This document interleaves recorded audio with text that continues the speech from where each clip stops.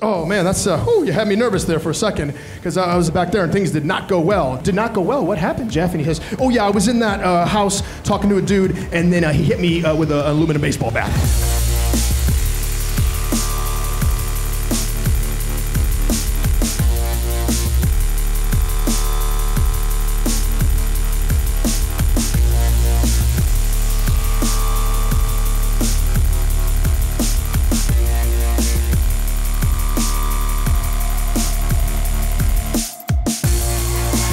Everybody. If you don't know, here's what the show is. It's just a bunch of people, and we're all telling true stories. Ladies and gentlemen, Mr. Keegan-Michael Key, everybody. I'm from Detroit. Good night. So one day in 1990, I was driving my 1976 Buick LeSabre down the street. I had a 1976 Buick LeSabre. It got 400 feet to the gallon. And I was on the north side of 8 Mile Road. You guys saw 8 Mile with Eminem? Okay. And there was a dude standing in the parking lot, and he comes up to my car, and this dude, he's just looking rugged, like looking rough. He looked like a cross between like a beaten golden retriever and sad Gary Busey. It was... So anyway, something came over me, like there was an angel sitting on my shoulder, and the angel spoke into my ear and said, this is the day that you're gonna make a difference. You're not gonna just give him $1, you're gonna do unto others today. Do it for this guy. I said, okay, all right, I'm north of 8 Mile, I'm good to go. I'm gonna help this motherfucker. I'm gonna help this guy. And the guy comes up and he's like, hey man, I just wondered, man, if you could just help me out for a second. If you could just, there's a church like just a mile north of here, and I know some guys at the church, and if you could just drop me off there, there's a shelter there, man. I really appreciate it. That's all I'm asking you to do, man. God bless you, God bless you. And I'm like, okay, that's good, that's fine. He's not asking for money. Get in the car. So we get in the car, and I'm asking him about himself, and his name is Jeff. We're gonna call him Jeff. And we were driving down, and all of a sudden we're driving, and I'm asking him, how'd you fall on hard times? He's telling me his story, da-da-da-da-da-da-da-da. And then I realized we're driving south. And I was just like, no, that's another thing, Jeff. Oh, fuck, I'm south of 8 Mile! And so I got south of 8 Mile, and we pull over, and he's like, just wait right here, just wait right here. I'll be right back, I promise, I'll be right back. So Jeff gets out of the car, and for like a minute, I just see him going. And he's walking around the church and back again. He's like, hey, just give me 1 second. And then he's back around here, and he goes into a house, okay? Right then, that's the moment I should have driven away as fast as possible.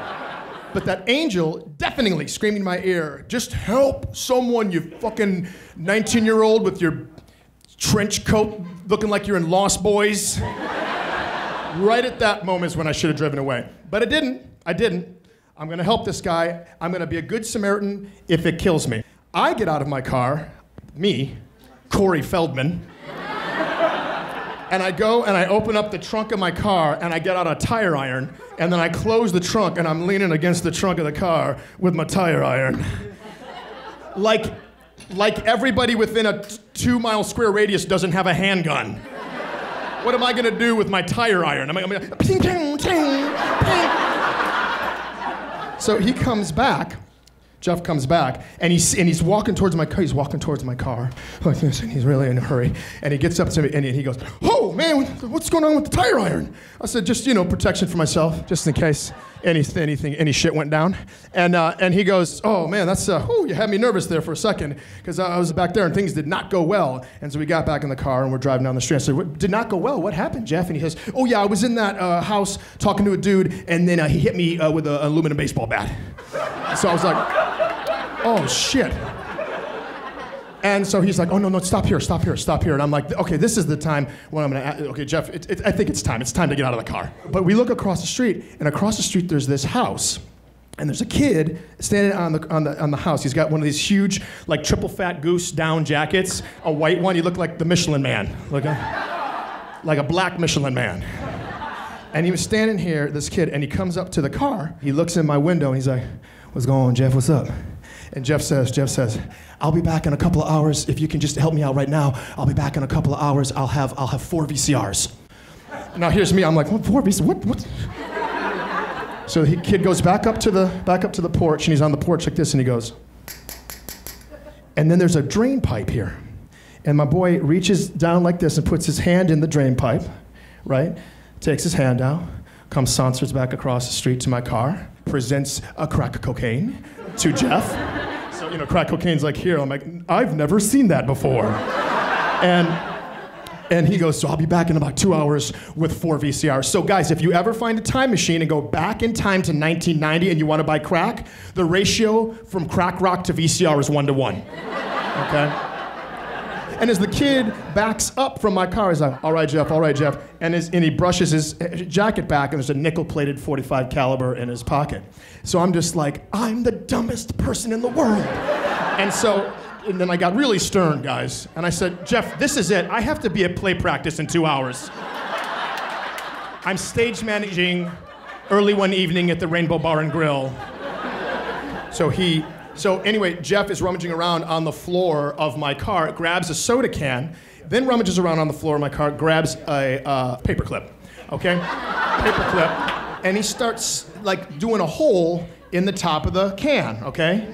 So he's making a hole in the top of the can. So I'm sitting here and I'm just like, oh man, I can't get over. If I can get into this parking lot, I could just get Jeff out of here. I turn and look, my man Jeff is scrooched down in my car, just smoking crack, just smoking crack. This guy looks at me and goes, hope you don't mind. I get to Coolidge Road, it feels like it took 6 years. And guys, I only had 2 hours, I had to get to play practice. And he gets out of the car and he's like, thanks so much, man, I really appreciate it, man, appreciate it so much, God bless. You really need to get out of the car, Jeff.